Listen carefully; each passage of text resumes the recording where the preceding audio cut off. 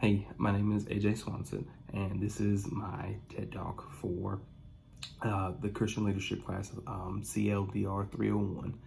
I'm just going to dive right in. I do believe one of the biggest things that I learned from this class was the impact and the sense of urgency that leaders are to lead with, especially Christian leaders, because if we lead with an urgency, it really draws people in. I believe if we really think about the world we live in, everything is developed around urgency. I've always used the term the microwave culture. And it's because if we can't have something right now, we don't want it. And a lot of that has to do with the fact that when we're hungry, all of a sudden it's an urgent hunger. It's an urgent, phone call we have to make. This is why we have cell phones that we can never put down. Our entire culture and lives are built around urgency. And so with Christian leadership, if we can establish urgency through a ministry or through a church, whatever, an organization, whatever, we really are instilling urgency in something that matters. That's a huge thing for me. I believe that when we establish the urgency, people will buy into the vision, and in more than one way. I also believe in the power of culture. Culture is something that is a very sensitive topic in the church world. Culture can mean lots of good things. Culture can mean lots of bad things. What I believe is that culture is where the rubber meets the road for what your organization, your church, your ministry, whatever, believes. Because really, you can say whatever you want, but your culture is where it comes to life. So if you say you care about missions, but you're never inviting missionaries in, or you're never investing in a missionary, do you really care about missionaries? It's hard. It's hard for people to see that. And that all goes back to culture. Can you buy into the culture that somebody is selling? And this is another thing about culture that is so big, and this is something that's so overlooked. Culture is built, not given. When people show up somewhere, they can understand and they receive a little bit of culture. They're exposed, I guess is a better word, to your culture. But that doesn't resonate with them until they see that it's a continuation of how you do things. And that, for me, is huge, because you can invest all day long in trying to make your culture something good, something productive, something honest, just overall good. And until people see it's real, or unless they see that it's real, they don't care. I don't really know how else to say it. People just don't care unless they know that it's real. And that leads me into the constructs. This is another thing that I picked up from this class that I believe is very, very influential. Construct is giving people a place to grow, not go.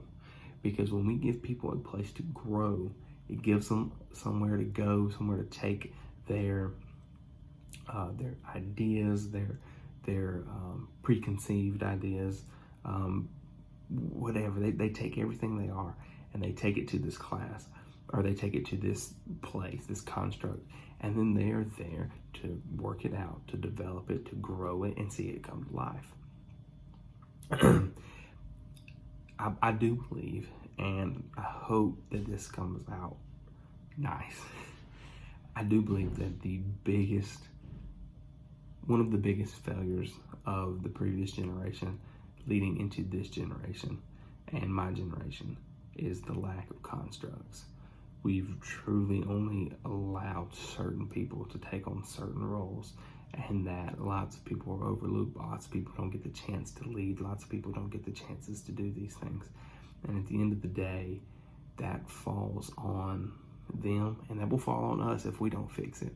If we don't look out for the next generation as giving people a place, a construct to fit them into, to where they can grow, not go.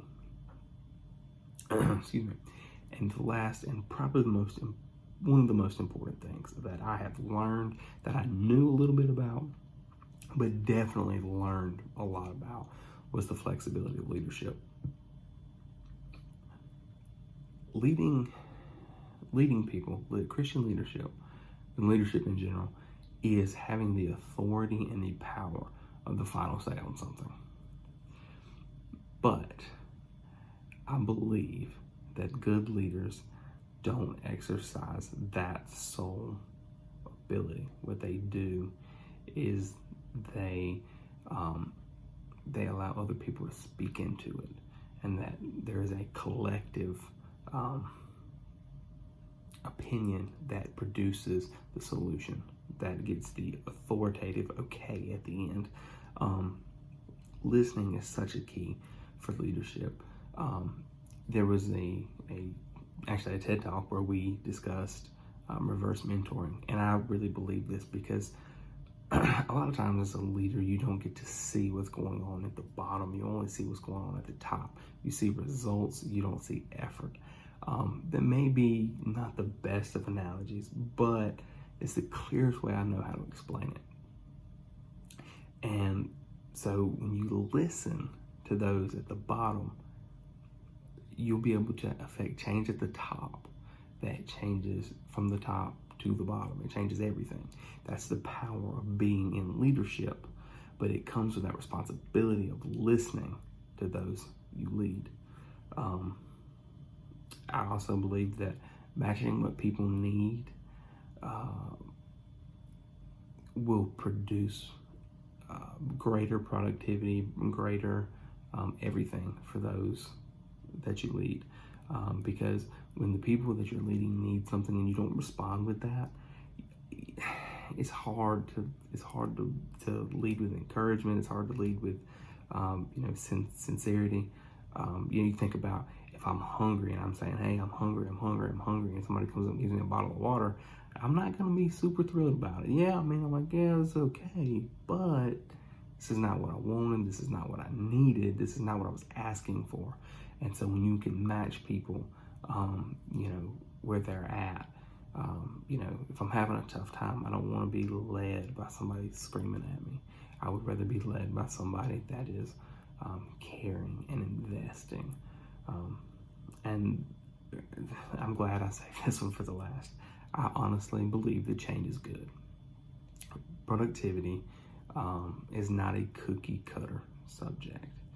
This is something that we have overlooked for an extremely long time, and that we've put all of our eggs in one basket. And it's like, this is the way we do things. We've always done it this way. We're never going to change. That doesn't lead to any good things. I do believe that some change can be bad. I'm not negating that, but I do believe that change is a good thing, and that change can produce more good if there is a better way of doing something. And it goes back to listening. We have to listen, and if we listen, then we can match what people need, we can change what we're doing, and we can increase the productivity, the effectiveness, the vision. Anything that we need to change can be changed. To recap, urgency, really developing a culture, a sense of urgency about the vision, about the mission, the power of culture. People want to see your culture in action, not just necessarily what you say it is. Constructs, giving people a place to grow. We gotta have those. Without those, we're just, as one of our textbooks said, wishfully thinking. And flexibility, being flexible, listening, and adapting change. So, hope that was insightful, and I hope you got something from it.